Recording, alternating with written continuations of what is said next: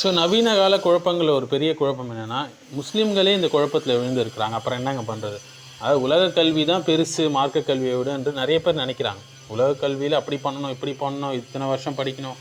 அதாவது படிக்கிறது தப்பு இல்லை, நல்ல விஷயம்தான். ஒரு முஸ்லீம் வந்து உலக கல்வியிலும் மார்க்க கல்வியிலும் சிறந்த நபராக விளங்குவது ரொம்ப ஒரு நல்ல விஷயம். மேலும் வந்து நிறைய விஷயங்களை சாதிக்கலாம், உண்மைதான்.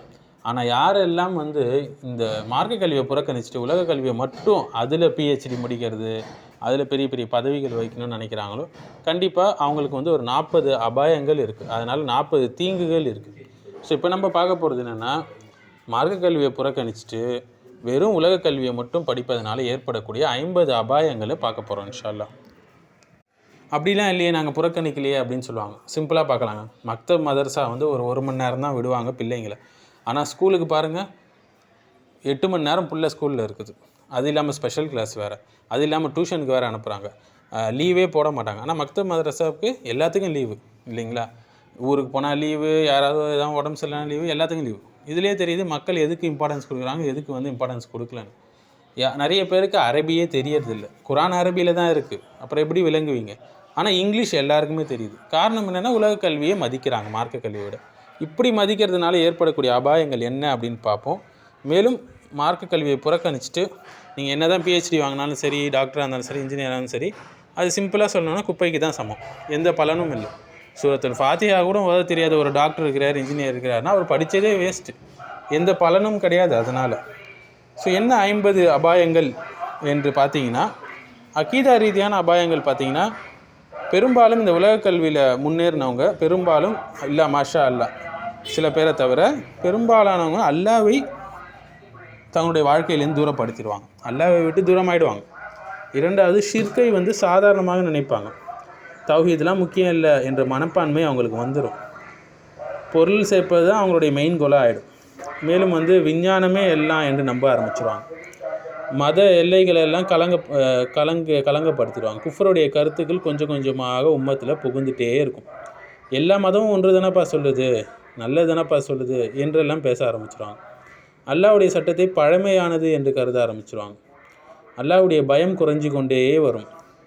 அடுத்தது, குரானை வழிகாட்டுதலாக எடுக்க மாட்டாங்க. சுன்னாவை வந்து அதெல்லாம் ஒரு கல்ச்சர் என்று தள்ளி வச்சுருவாங்க. ஹலால் ஹராம் ஹலாலில் குழப்பம் ஏற்படும். இஜ்மா கியாஸ் போன்ற உசூல் அறியாமை போய்விடும். பிதத்தை வந்து என்ன செய்வாங்க, நல்லது என்று ஏற்றுக்கொள்வாங்க. சிந்தனை ரீதியான அறிவியல் ரீதியான அபாயங்கள் பார்த்திங்கன்னா, ரிடக்ஷனிசம், செக்குலர் மைண்ட் செட் அவங்கக்கிட்ட வந்துடும். மெட்டீரியலிசம் வந்து அதிகரித்திடும். பொருள் முதவாதம் இது போன்ற விஷயங்கள் எல்லாம் அதிகரித்திடும். ஸோ ப்ரக்மேட்டிசம் என்ற பேரில் என்ன செய்வாங்க, எல்லாத்தையும் நியாயம் என்று நம்புவாங்க. அடுத்து ரிலேட்டிவிசம், அந்த கான்செப்ட் எல்லாமே அவங்க மைண்டுக்குள்ளே வந்துடும். அறிவு தான் இறுதி அதிகாரம் என்று கருதுவாங்க எல்லாத்துக்கும். அடுத்து கலாச்சாரம், மீடியா ரீதியான அபாயங்கள் என்னென்னு பார்த்திங்கன்னா, திரைப்படத்தை வந்து வழிகாட்டலாக உண்மையாக ஏற்றுக்கொள்வாங்க. கார்ட்டூனில் ஷிர்க்கு வந்தாலும் சாதாரணமாக்கிடுவாங்க, அது பெரிய விஷயமில்லேருந்து. ஹீரோ வர்ஷிப் அதிகமாகிடும். இன்ஃப்ளூயன்சரை ரோல் மாடலாக எடுத்துக்கொள்வாங்க. ஃபேஷன் இப்போ என்ன ட்ரெண்டோ அதுதான் அவங்களுடைய அடையாளமாக ஆகிடும். மியூசிக், இசைக்கு அடிமையாக ஆகிடுவாங்க. கேமிங்க்கு அடிமையாகிடுவாங்க. இம்மாரலிட்டி அசிங்கமான விஷயங்கள் எல்லாம், பாவங்கள் எல்லாம் நார்மலைஸ் ஆகிடுவாங்க. இதெல்லாம் ஒரு பெரிய விஷயம் இல்லை என்று. அடுத்து, வெட்க உணர்வு வந்து அங்கே வந்து அழிந்து விடும். அவங்களுக்கு வெட்க உணர்வு என்பது இருக்காது. அடுத்து, அஹ்லாக் ரீதியான நடத்தை ரீதியான அபாயங்கள் என்னென்னு பார்த்தீங்கன்னா, தொழுகைக்கு முக்கியத்துவம் கொடுக்க மாட்டாங்க. ஆனால் மணிக்கணக்கில் சூப்பர் மார்க்கெட்டில் நின்றுட்டு இருப்பாங்க. பொறுமை குறைந்துடும், நன்றி மனப்பான்மை குறைந்துடும் அல்லாவுக்கு. ஏன்னா அல்லா தான் எல்லாத்தையும் கொடுத்தான்றதை மறந்துடுவாங்க. நான் தான் படித்து இது எல்லாம் சாதிச்சிருக்கேன்னு சொல்லுவாங்க. ஈகோ வந்து வளர்ந்து கொண்டே போகும். அரகன்ஸ், பெருமை அடிக்கிறது, இது எல்லாமே அகம்பாவம் எல்லாமே வந்துடும். துன்யா மீது மிக பற்றோடு இருப்பாங்க. அடுத்தது, பேரண்ட்ஸு வந்து ஒபே பண்ணுறது வந்து குறைஞ்சிடும். ஆகிரத், மறுமை வாழ்க்கை சுத்தமாக மறந்துடும். சமூக ரீதியான அபாயங்கள் என்னென்னு பார்த்தீங்கன்னா, கேபிட்டலிசமை வந்து வாழ்க்கையோட இலக்காக ஆக்கிடுவாங்க. தீனை விட கரியருக்கு முக்கியத்துவம் கொடுப்பாங்க. மேரேஜ் டிலே பண்ணுவாங்க. படிக்கிறவங்க எல்லாம் படித்து முடிச்சுட்டு மேரேஜ் டிலே ஆகும்போது ஜினா நார்மலைஸ் ஆகிடும். ஃபெமினிசம், லிபரலிசம் எல்லாம் கண்மூடித்தனமாக பின்பற்றுவாங்க. அடுத்து வந்து பிள்ளைகளே தீனே இல்லாமல் வளர்ப்பாங்க. தௌபா தாமதம் ஆகிடும். பாவங்கள் எல்லாம் என்ன ஆகிடும், அது நியாயப்படுத்தக்கூடிய மைண்ட் செட் வளர்ந்து விடும். துவாக்கள்லாம் குறைஞ்சிடும். அடுத்து, அல்லாஹ்வுடைய விதி மேலே சந்தேகம் ஏற்பட்டு விடும். நேர்வழியை இழந்துட்டு சுற்றுவாங்க. அறிவு இருக்கும் ஆனால் ஞானம் இருக்காது, ஹிக்மத் இருக்காது. தாவா செய்யக்கூடிய தகுதியை நிறைய பேர் இழந்துடுவாங்க. அறிவு அடிப்படையில் இஸ்லாமை பின்பற்ற மாட்டாங்க. உணர்ச்சி அடிப்படையிலாக மார்க்கத்தை அணுகுவாங்க. கல்ச்சுரல் இஸ்லாம் வந்துவிடும். மரணத்தை மறந்து வாழ்வார்கள். இது எல்லாமே என்ன செய்யும்?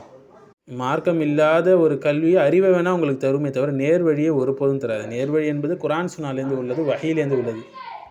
ஸோ உலக கல்வி படிங்க, தப்பு இல்லை. ஆனால் மார்க்க கல்வியை படித்து முடிச்சுட்டு உலக கல்வியை படிங்க.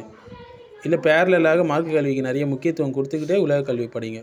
ரெண்டுத்துலேயும் சிறந்து விளங்கக்கூடியவங்க 100 நலா 100, ஒளிக்கு மேல் ஒளி.